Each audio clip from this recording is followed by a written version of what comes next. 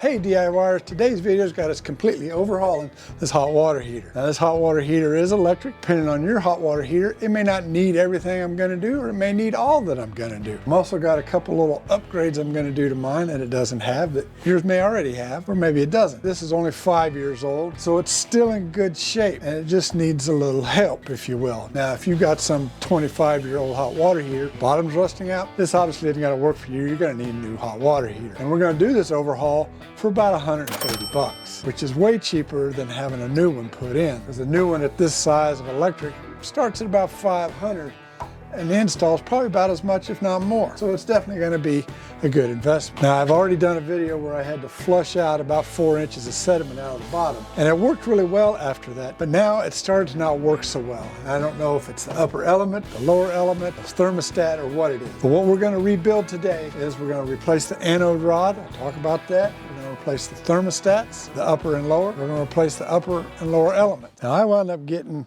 the replacement parts for the hot water heater itself from the manufacturer, which is a ream. Now, I know Home Depot sells a kit where you can get the upper and lower elements, upper and lower thermostats in a kit, probably a little bit cheaper, but I decided to go with the factory parts, or OEM as they said. This lower heating element is a little different than the one that's in there. The one that's in there, as you'll see, is just a straight tube that comes out and curves back around, whereas this one is what I call a double that hooks back around. Even though it specifically says on their website for this hot water heater, this is it. You've got an upper and lower thermostat. As you see, they're different, so you got to know which one goes where. I got a new anode rod. This is magnesium. A lot of them are aluminum. They come in different lengths depending on your hot water heater. You can get them segmented, so if you haven't got a lot of room to put one in there, they come as like 3 or 4 segments, so you can put them in there. Of all the repairs we're going to do, this is going to be the hardest right here. And it's going to be the hardest because of how you have to get it out. I've got a drain pan, which I don't have, which should have, and I'm hoping will work.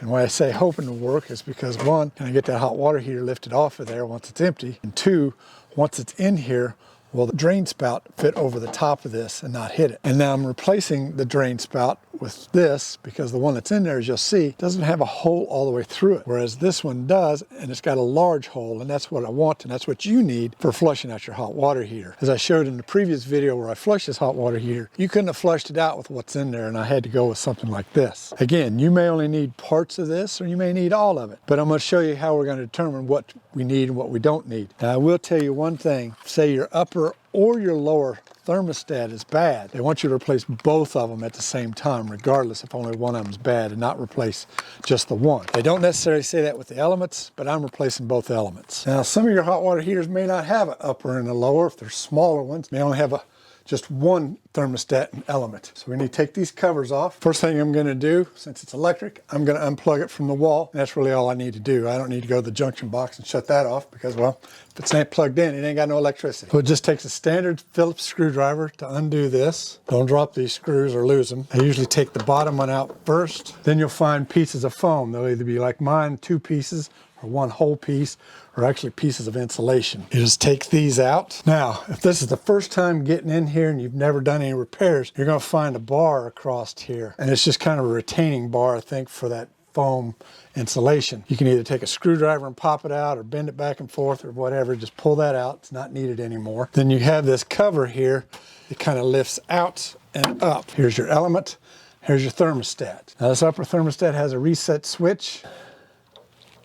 Doesn't seem to have been triggered. So what I'm going to do is I'm going to take the bottom cover off. I'm going to show you how we're going to test this with the power off and with the power on. One thing you definitely want to do before you get started on any of this is take your phone and get a picture of it so you know the wire orientation. When you go to change all this out, you got to pull the wires off. Now, if all you're doing is changing the thermostats, you don't need to drain the water. Changing the elements, obviously, we're going to have to drain the water. Again, for the anode rod, if you're just changing the anode rod, you don't necessarily have to drain it, at least all the way, but my recommendation is going to be to drain it down at least just a little bit. And we'll get to all that. So let me get this uncovered, and I'll show you how we're going to test this with and without the power. Before I get to showing you how we're going to test this, I want one disclaimer is I'm no electrician. I'm no plumber. What I did is what most of you would wind up doing is I went on YouTube, got a bunch of videos together, showed me how to determine thermostat's good, my element's good, or if it's bad. And it can be kind of confusing. So what I did is I made this little diagram, if you will, schematic of the upper and lower thermostats with the elements. And then what I did is each one of these screws and fittings I numbered. So 1, 2, 3, 4, 5, 6, 7. And then this elements I labeled A and B, and the lower ones C and D. And then I just followed along in their video how they tested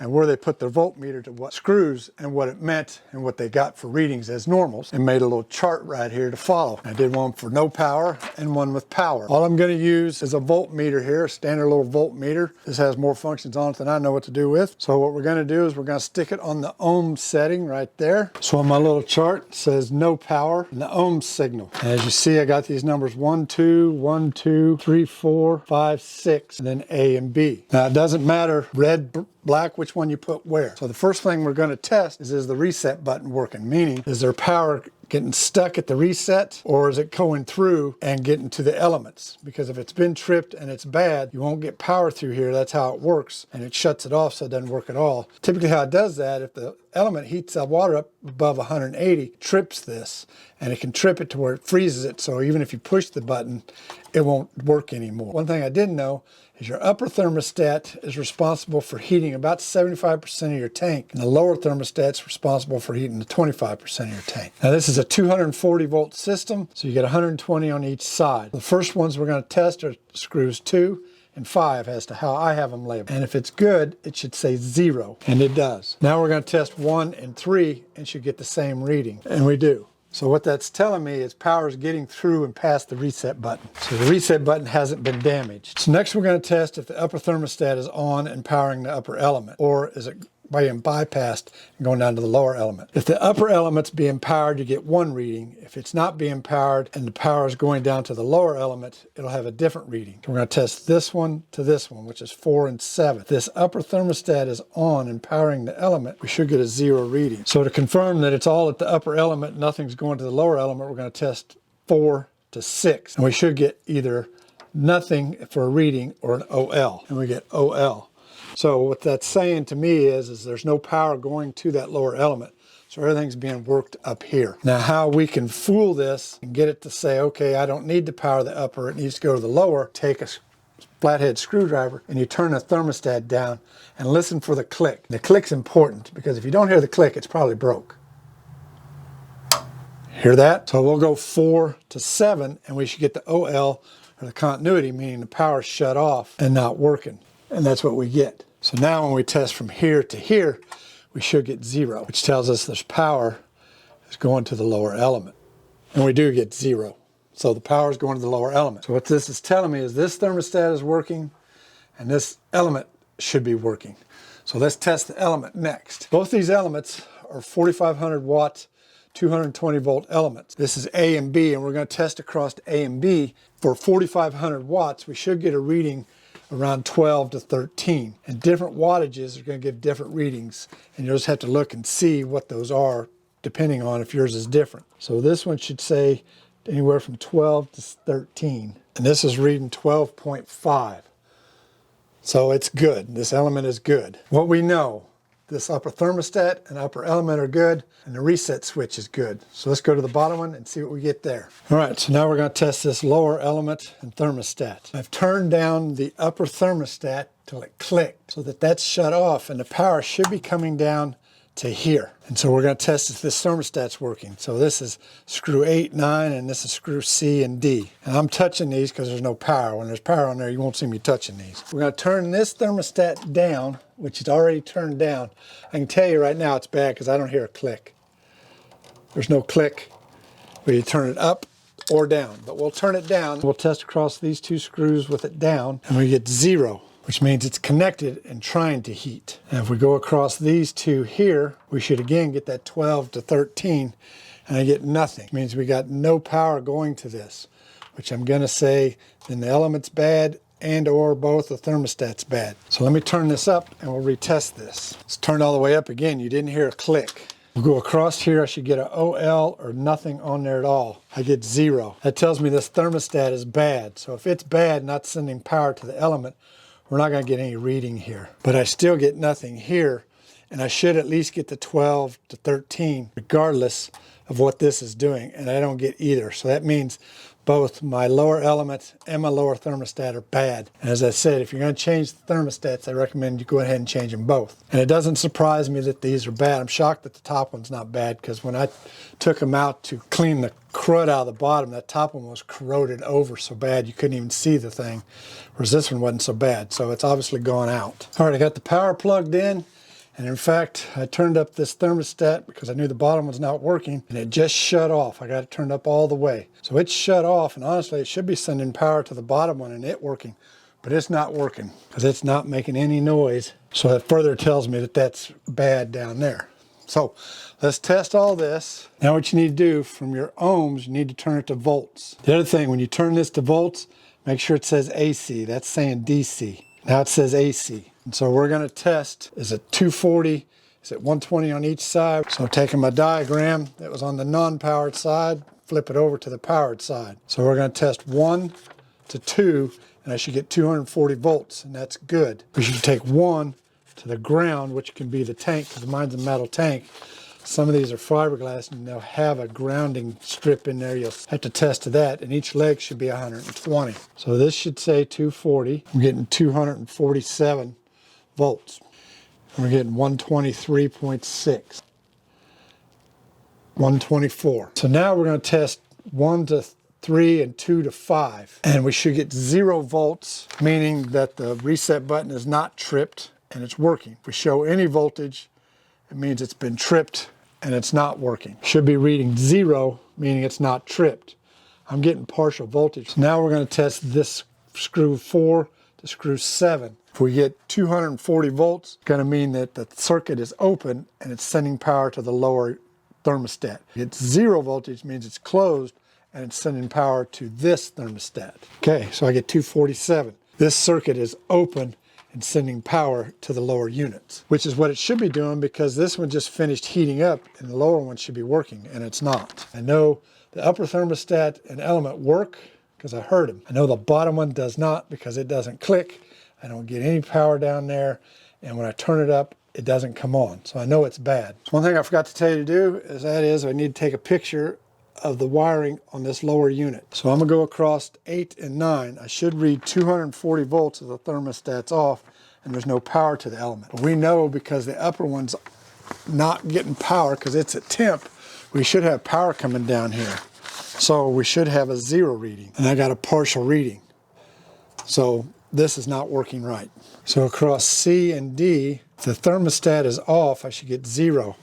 But I'm getting 247, which means this thermostat's on. It's trying to power it, it's just not. Now we're going to take screw D to 8. We get 247. And that tells us the thermostat is not powering the elements. So there we go. The thermostat is bad. So I could probably replace the thermostats, and then this element would start working. I'm just going to replace it all and not worry about it. So we've tested this with and without the power, and we've determined that this lower thermostat is definitely bad, and this element is most likely bad. Now, it's possible this lower element is good if these two thermostats were working right. So let me reiterate one thing. This is an electric hot water heater, so if you've got gas, obviously this isn't going to work for you. And I say that because I'm sure there's going to be somebody, one person in the comments, going to say, that won't work for mine, it's gas. I know. What we're going to work on first is the anode rod. And the reason is those anode rods, as you'll see, are put in there like you wouldn't believe. You can't just take a wrench and pop them loose. This is empty.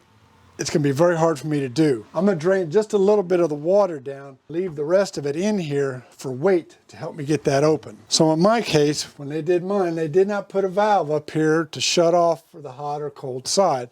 Wish they would have. I do have PEX, that's great, but I wish they'd have put a shutoff valve there. Because they didn't, I've got to shut the water off to my whole house, which kind of sucks. So let me do that first, and I'm going to show you a little trick. I've gone ahead and hooked up an ordinary garden hose to the drain valve.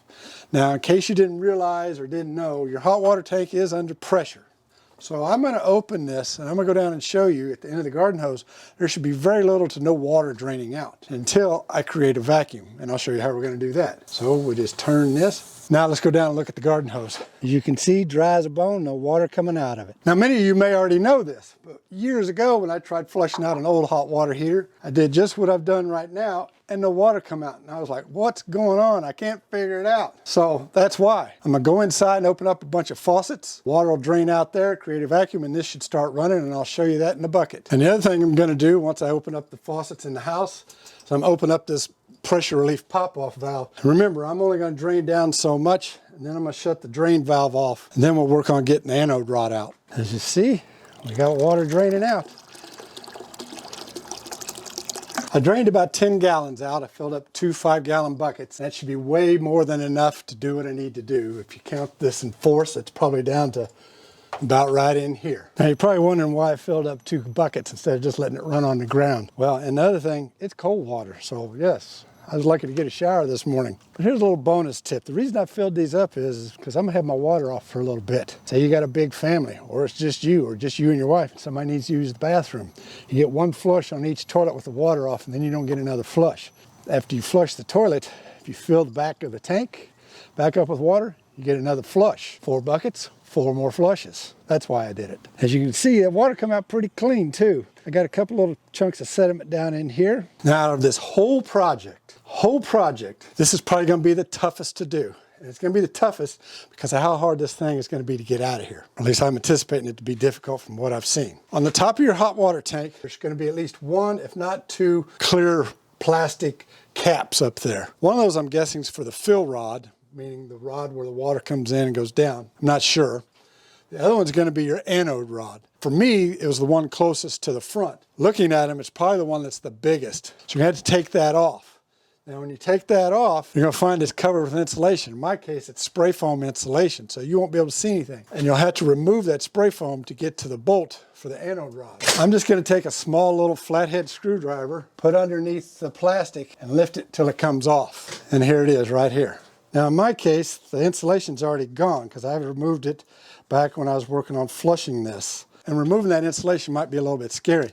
But what I did was just took a small X-Acto knife like this, and I cut around the opening down to where it bottomed out, which would be the top of the tank, and cut around the insulation. Then I just took some needle-nose pliers and reached in there and started ripping out the foam insulation. When I got enough out, I took a shop vac and vacuumed the rest of it out. I made sure, as you see here, I cleaned all the insulation away from that bolt. You don't want any insulation around that bolt so that your socket will fit on there really good and tight. So to get this out, it's going to take an 1/16" socket. And if you don't have one, when you go to buy one, make sure you get one that's what they call a 6-point and not a 12-point. So it grasps around that nut completely. Whereas with a 12-point socket, you don't have complete coverage on that nut all the way, and it could slip and round it off, so you don't want that. This is a 1/2-inch drive, and I got a 1/2-inch wrench here. I tried last time to get this off with just this wrench. It ain't enough. You've got to have either a cheater bar or a breaker bar. And for those of you who don't know what a cheater bar is, where you take a longer piece of pipe than this, put it over your wrench,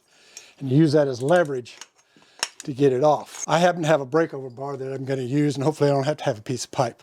So I got a 14-inch cheater bar here. I'm hoping that's long enough. Now I'll have to go to adding a pipe on here. I wanted a 2-footer, but I couldn't find one when I went to get this. So this is what we've got. Here we go.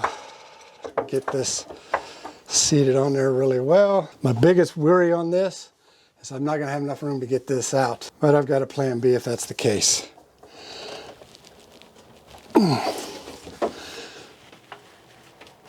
Yeah, it's gonna move. Oh, it's still gonna move. Can you believe that? With all that water in there. Crap. So this is not working out well. I've got to have a cheater bar, but the problem is, even with all this water in here, 30 gallons, a gallon of water is 8 pounds, 240 pounds, still won't bust loose, and it wants to turn the tank. So with it trying to turn, it's gonna break this. So I'm gonna actually cut this here and here so it frees that up, because even to get this out of here to put the pan under it, this has got to be loose, and I'll have to come back in here and splice this in. It's the only thing I know to do. I sprayed some penetrating oil down in there to see if it'll help. I don't know. Like I say, this is going to be the hardest part. I may just take this out and redo this whole fitting.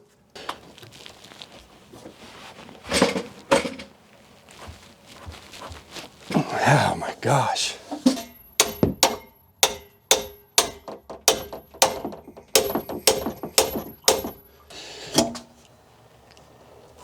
Nope. Alrighty. Well, we'll abandon that. Let's move on to the other parts. We'll have to try and get this down on the floor and get it out that way, I guess. While the rest of the tank finishes draining, I got it draining out in the driveway. Let's take and undo these wires. Remember, we've already taken pictures, so we don't care. We'll get this all unhooked from the top and bottom, and we'll at least get this part done. I may wind up having to get my impact wrench out and the air tools and everything to get that out. We'll just have to see. So the power's off, we don't care. We got pictures, we don't care. So this yellow and blue wire are gonna come off of here, and I'll keep them with all the stuff that goes with this upper element net so I don't mix them up. But one thing you're gonna notice with these wires is typically you kind of wrap them around the screw and tighten the screw up. With these, they don't. They actually have like a little groove that they sit in here, and you tighten the screw up on them. So don't worry that they're not wrapped around the screw. And don't be afraid to have to push kind of hard to get these undone, because they can be in there pretty hard. The way I'm pushing them out of the way, when I put this back in, it'll be pretty easy to know where they go. Because like this one here, can only go in one spot. I find it easier to get the element out and then take out the thermostat. There's two little clips right here that you'll actually kind of pull forward, and this will slide out. But for me, this is kind of in the way. But if you're not changing this, then you'll just have to kind of maneuver around in there till you get it out. Well, let's just do it and see.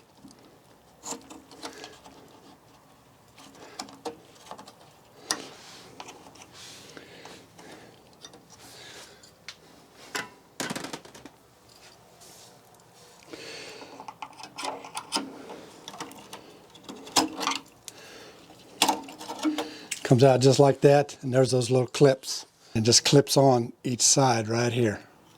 This is kind of hot. It's because the tank's hot.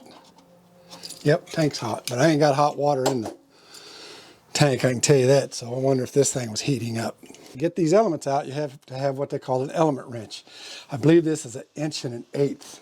And believe me, I've tried to get this out with a crescent wrench, with a channel locks. It don't come out. Just bite the bullet and buy one of these. It wasn't very expensive. I think maybe $5. Put a screwdriver through the holes and twist. This is the new one versus the old one. When I took this element out to flush this hot water heater, this thing was completely engulfed in sediment. You couldn't even see these rods. And it's just because I got such hard calcium-based water here. So what I'm going to do is I'm going to get the parts. We'll replace everything on the upper, then we'll go down and place everything on the lower. Now when you get your new element out of the package, there should come a new washer, rubber washer. Make sure there is, and don't lose it. Just slide it down around on there like that. So with the flashlight, I can look in there and I can see that anode rod, and it's down to just a little skinny piece.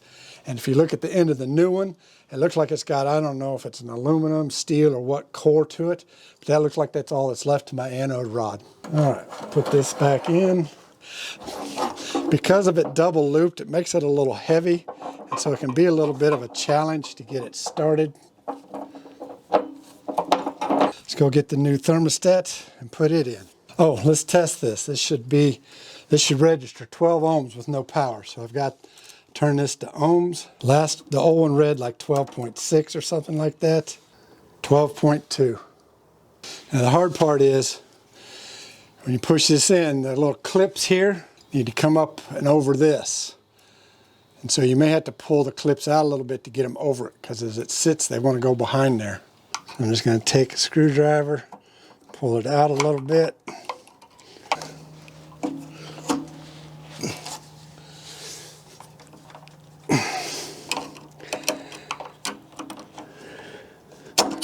There.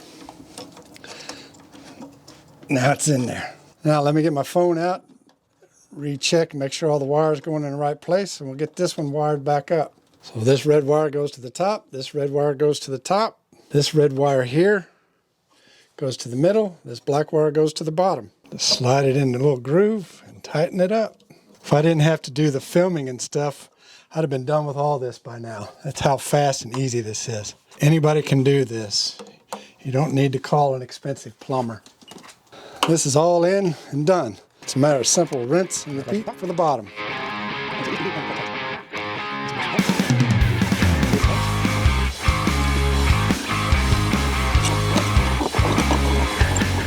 see this is a single loop and the replacement's a double loop. They say it's the same. Oh, and here's those numbers I was talking about, the 240, 208, 3380, 4500. That's what your watts should be. That's on both of them. Pull these tabs up.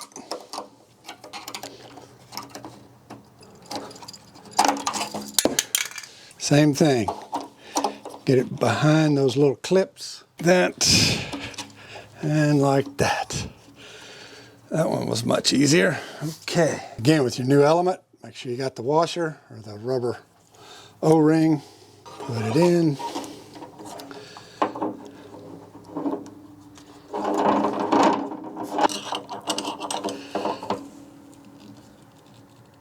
Red wire will go to that screw. And this black wire is supposed to go to the top one. This one's going to go here. And I am a little concerned, as much as I'm torquing around on these wires, that they could snap, but so far they have not. This is all put back together. Very, very simple. So while it's up here on this little shelf, I'm going to change out this drain valve so it's got a nice opening through the center. And you'll see what I mean here in just a second. Let me get a crescent wrench and take this off.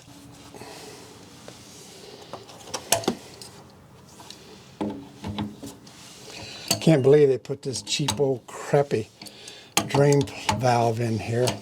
But you can definitely see there's no clear through hole to flush with. We're going to remedy that. What I went and got was a 3/4 by 3/4 open brass valve, ball valve. We're going to have a nice big opening now. When I open that up, the water's going to flow. It'll be much easier to flush. I got a 3/4 3-inch brass nipple. I got a 3/4 3/4 hose adapter. And I got a 3/4 hose cap. All of it brass. I'm going to use this stuff called True Blue pipe thread sealer. I've seen videos where guys are still using the white Teflon tape. You can do that. The only reason I'm using this is because when I took the old one off, it had this blue stuff on there, so I'm putting it back on there. So I'm just going to smear this stuff on the threads only. And be careful, it's kind of messy. And all I'm trying to do is fill the threads with this stuff. And this is for potable, meaning drinkable water. That's probably way more than I need. Now, this is the open position. I want this at this end because this is what's going to go into the hot water tank itself. And this piece will go in here, and this will go on here. Now, I won't need to goop these threads up because this has got a washer in it to help seal it. And this time, I'm going to try and put a whole lot less of that blue stuff on there. I put that back in because it wanted to, there's just enough water in the bottom of that that's coming through the towel I put in there.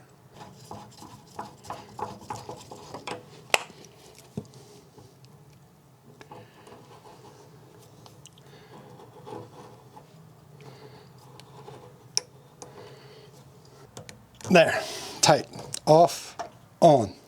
I got this type of knob.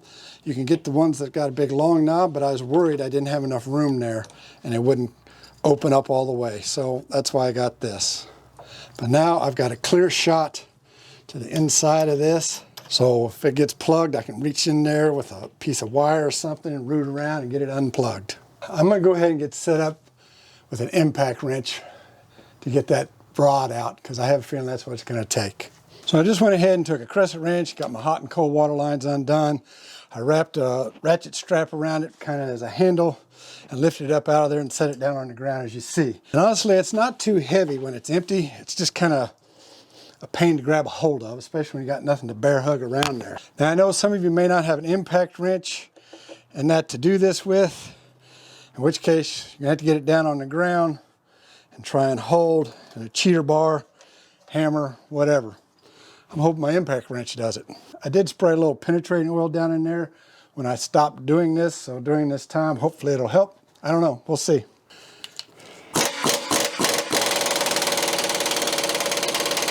I think it's working. I was expecting a bzzz already.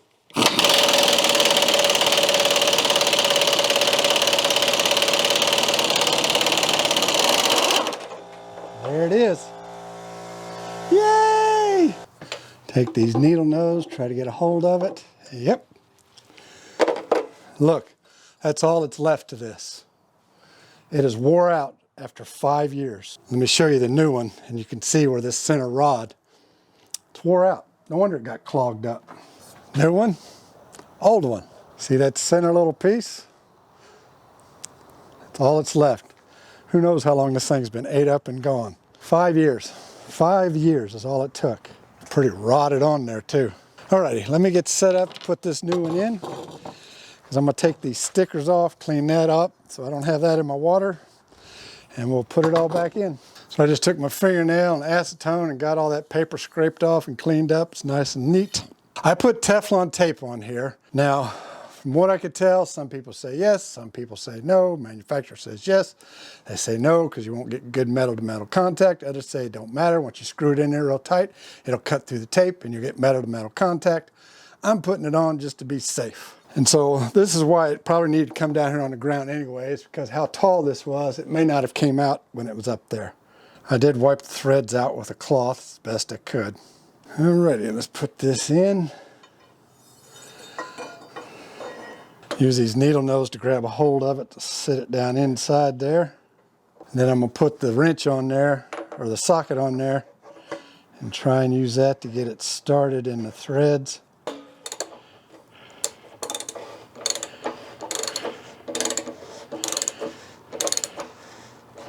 I'm going to get it hand tight with this ratchet, and I'm going to get it the rest of the way tight with the impact wrench. Check it with a breaker bar just to be safe.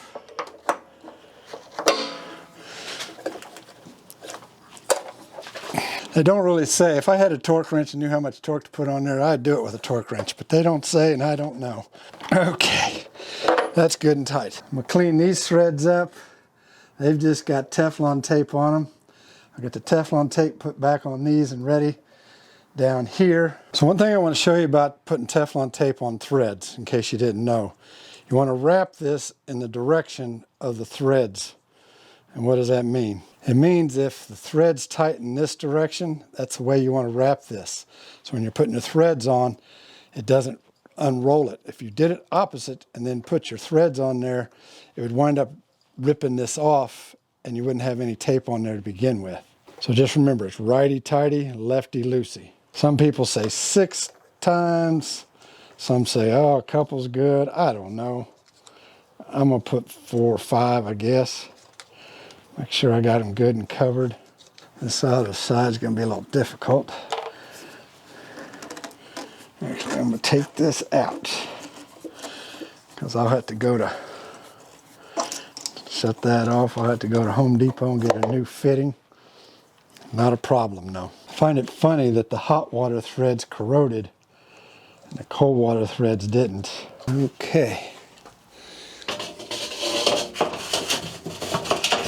I can tell you, it just barely fits in there. It is a snug little fit.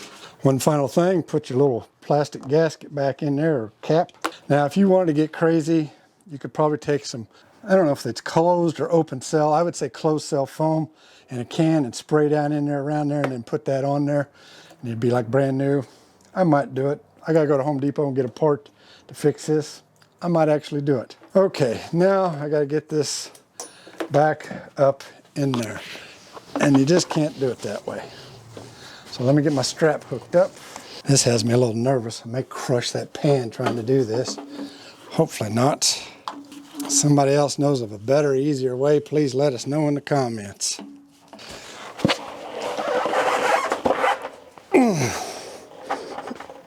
Okay.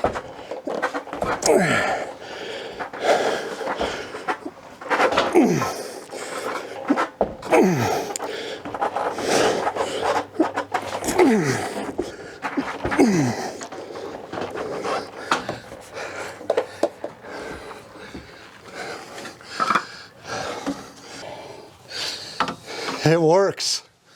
All right. I'm going to turn it a little bit this way so that this isn't in direct line with that. Honestly, I didn't think I was going to get it there for a second. Get these hooked back up, get this closed up, get this put in.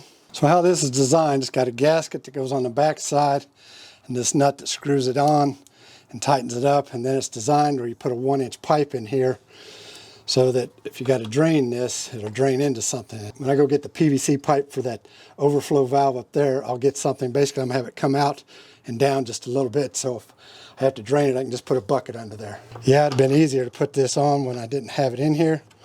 But I was a little afraid I was going to crunch it and tear it up. So I wanted it to be able to go back if I had to take it back. Okay, get the water lines back on without breaking them. I can tell you the hot water was on really good. The cold water was actually kind of loose. Surprised it wasn't leaking. Just so you know, these little galvanized nipples here, you can get replacement of those if you need to also. We'll make sure to get them lined up and not cross-threaded. These copper flexible pipes aren't that flexible. Oh, you know what? I lied. They did have the water. They do have a shut-off valve up here. Right there it is. The insulation was covering it and hiding it. Well, thank goodness. They did do it right. Alrighty. Now I can turn the water back on to the house. Now I don't want to fill this yet because if I have to move this any, I want to be able to do it with it empty because once it's full of water, it's way harder in order for this to be a straight pipe. Went and got a 2-foot section of 3/4 inch pipe. They sell it like this. So you don't have to buy a big old long 10-foot one. I got a 3/4 inch screw on adapter and I got a 3/4 inch coupler. Now all of this is CPVC, not PVC, but CPVC. For the overflow pan drain, I got this 1 inch to 3/4 inch screw on adapter. I got this 3/4 inch PVC ball valve. And like I said, this is all PVC.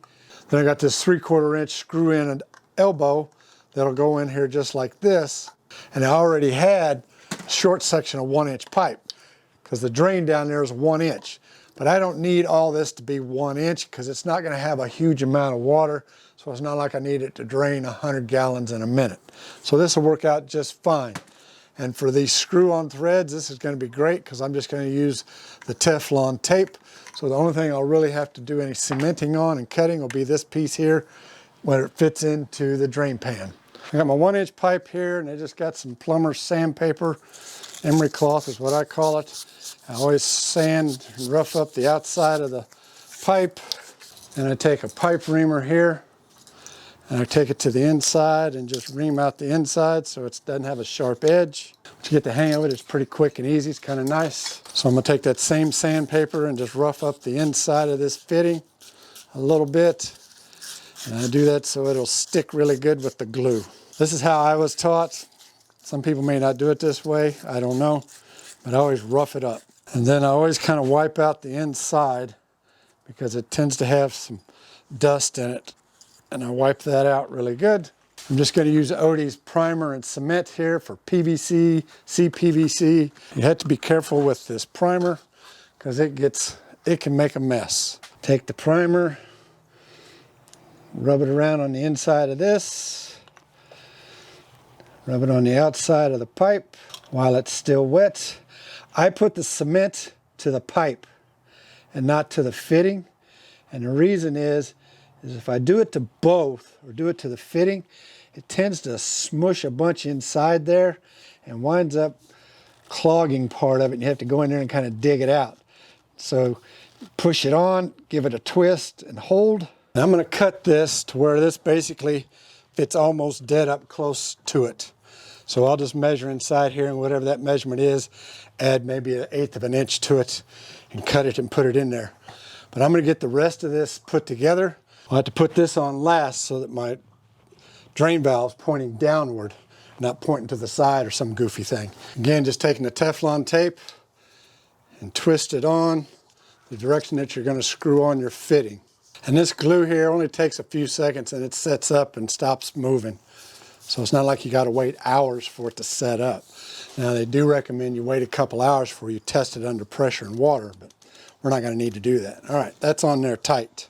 Do the same thing to this fitting.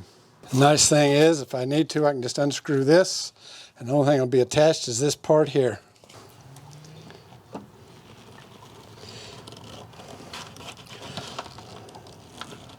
When you're doing your plumbing with PVC or any kind of pipe really, you got to kind of plan out how you're doing it. So I can't put this coupling on and then fit it onto here and fit it onto there and then be able to twist this in. So I'm going to have to put this in first and let it sit, And then I'm going to have to take a measurement, cut me a pipe, and I've got to make sure that this pipe is in alignment with this. If it's not, I'll have to move the hot water heater a little bit to do that. What I'm going to do first is I'm going to sand on my fittings. That way that's done, and when I put them on there, it's ready to go. And I'm going to go ahead and use the blue sealant for this piece here. And I've got a leak along here somewhere. All right, so I put a little red mark on this pipe, push this fitting on to know that it was all the way on. I put a mark on here. The inside of here on each end is 5/8. The piece itself is 1.5 inches, and it's 5/8 of an inch inside here. So what I have to do is take and put this in here, measure to that red mark. Now I got a little room to play. I'm gonna kind of get it fitted in there and make sure that it's in there straight and not trying to go crooked, that it'll fit right. Because what I'm gonna have to do is I'm gonna try and put it in here. Hopefully I got just enough room to move this to get that in there. All right, I've tested my fit. It'll go in there. What I'll have to do is get this end in first and then push this around and get it in there.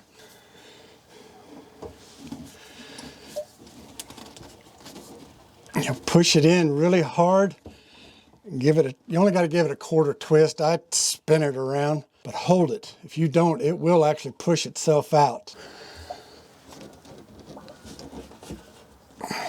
There. Just hold it. And this blue stuff will eventually set up and not be gooey and make a mess everywhere when you touch it, but it does take a little while. So we're about ready to button this up and get it all turned on and filled up with water. But while I was at Home Depot, I decided to do one more thing and get one more upgrade. And that is to upgrade to this braided supply line right here. These so-called flexible lines here, I don't like them, and they're stiff, and you bend them too much, they get a hole in them. And I'm so glad I did it, because this hot water line actually has a itty bitty hole in it and has a little drip. So they come in different lengths. This is actually a 15, there's 18, 12, 24s. I just measured from here to there. It was 12 inches. I probably should have got the 12. I thought this would flex down a little more. It's kind of got that pipe up there like that, but from what I could tell, it's not causing a kink. I'll look at it a little more. This just isn't any good. In fact, if you're putting a brand new hot water heater in, spend the extra. It cost me 30 bucks for 2 of these. Put them in, it's cheap insurance. I'm not gonna have any leaks. It's flexible, they last a lot longer. It's gonna be real easy. I'll just undo these fittings again. I'll take off that Teflon tape, put some new fresh stuff on the tops and bottoms. Honestly, you probably don't need, with these, you probably don't need to put Teflon on them because they got rubber gaskets in here, but I'm gonna do it as cheap insurance. Now, one other thing, when you're buying these, you see I've got 2 screw-on ends. They've got some in there that got a screw-on end on one end and a shark bite on the other. So if your outfit doesn't require that, don't get one. Be sure and look at that. And some of them have actually valves in them, which I was going to get, but it's a shark bite end and not a screw-on end. So I'm going to get this one changed out and put on, and then we'll get this thing turned on and check out our hot water. Everything's done, put together. It's time to turn the water on and check this thing out. Look for leaks, hopefully none. But before you turn your water on, at least in my case, I've got PEX, and my PEX goes through a manifold. And so I'm going to have air in every one of my lines of all of my faucets. So before I go through and turn that cold water on and let this start filling, I'm going to go inside and open up all my faucet valves, hot and cold, tub, sinks, kitchen, everything, because it's got to purge all this air through there. And then I'll come back and turn this on, and we'll let this fill up. Now, I don't typically plug these back in until I know it's a good half to 3/4 of the way full. So I'm gonna go open all the faucets up. Turn the water on.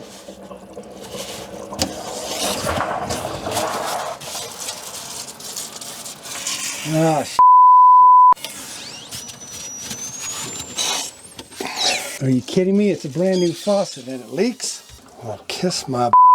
Got the new one installed. I got the faucets open on the hot water side. I looked for a 12-inch because I really wanted a 12. They didn't have a 12-inch with 2 screw-on ends. They were shark bite ends. Alrighty, let's hope this one works.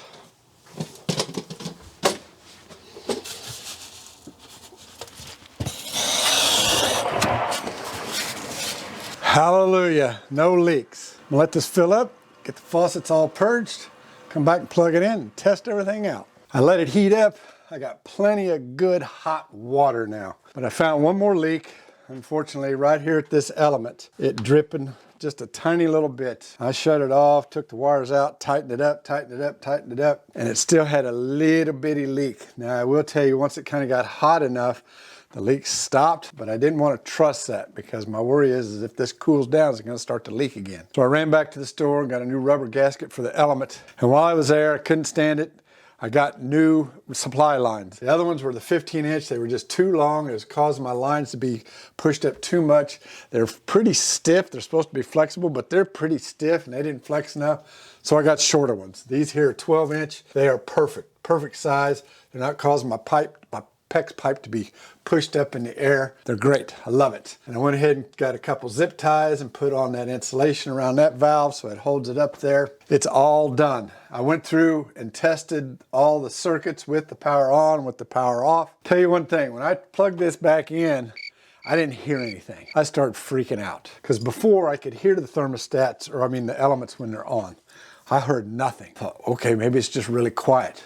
I got scared. I thought the thing was broke. I thought, all this work crap, this video, it's broke. I went through and tested everything tested out right. Turned the thermostat, heard a click. Well, at first I didn't hear a click and I was really freaking out. Turned it up, gave it a little time to heat up, heard a click, had to put my ear right to the tank itself. I could hear it. Water was heating up. Whew, I was greatly relieved.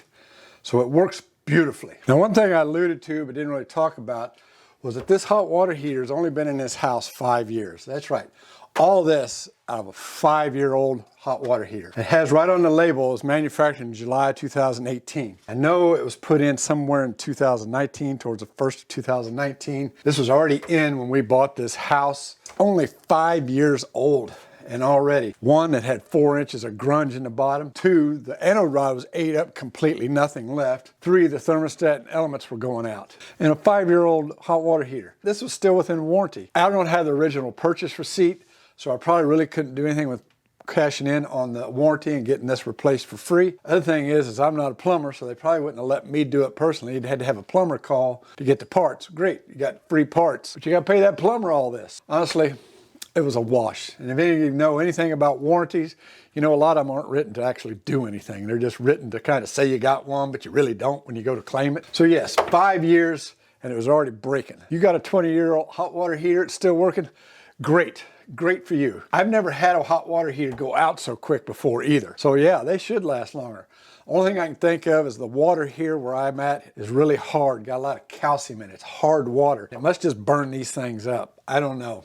Now let's talk about the cost of this project. To overhaul the hot water heater only, meaning the anode rod, the upper and lower thermostats, the upper and lower heating elements, 128 bucks. 128 bucks and I got a brand new hot water heater. And a brand new one costs starting at about 500 bucks. If you got gas, they're even higher. It was definitely worth it. And time to do it, I mean, like I say, the hardest thing to do is going to be that anode rod. A couple hours of your time, I've got a brand new hot water heater. Now, the cost of the upgrades, because everything else I did, I'm gonna call upgrades. So the cost of the pan liner, like 19 bucks. All the brass fittings for the new drain valve, $39. The PVC for the pan liner drain and the CPVC to replace this, a little over 16 bucks. The new supply lines, about 24 bucks. Already had zip ties. So this total project, upgrades, overhaul, 230 bucks. Less than half the price of a brand new one. Definitely a lot cheaper if you had to pay a plumber to put it in. In fact, if there happens to be any plumbers out there that are watching this video,